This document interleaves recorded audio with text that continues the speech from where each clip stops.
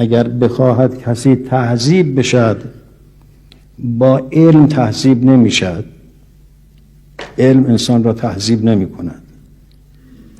گاهی علم انسان را به جهنم میفرستد، گاهی علم توحید انسان را به جهنم میفرستد، گاهی علم عرفان انسان را به جهنم میرساند، گاهی علم فقه انسان را به جهنم میفرستد،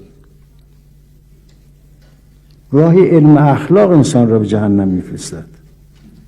با علم درست نمیشد. تزکیه میخواد، یزکیه.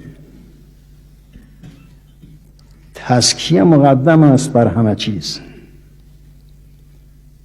طلبه‌ای که در مدرسه درس میخواند، همدوش با درس، هم قدم با درس تزکیه لازم دارد.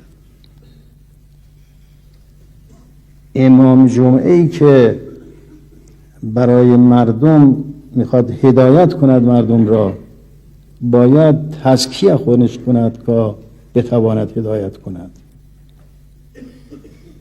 دولتی که بخواد مردم را وادار به کار خوب بکنند، باید تزکیه بکند خودش را.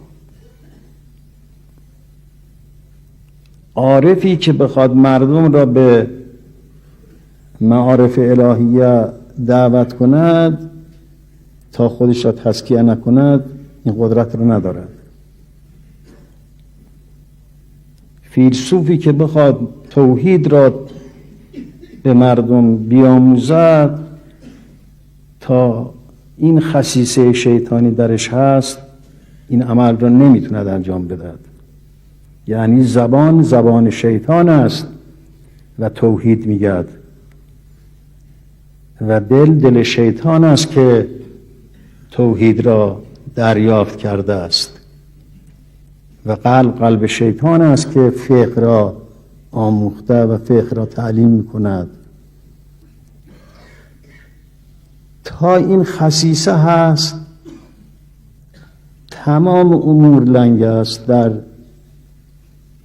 اشخاصی که بخوان خودشون را تهذیب کنند یا اشخاصی که بخوان جامعه را تهذیب کنند.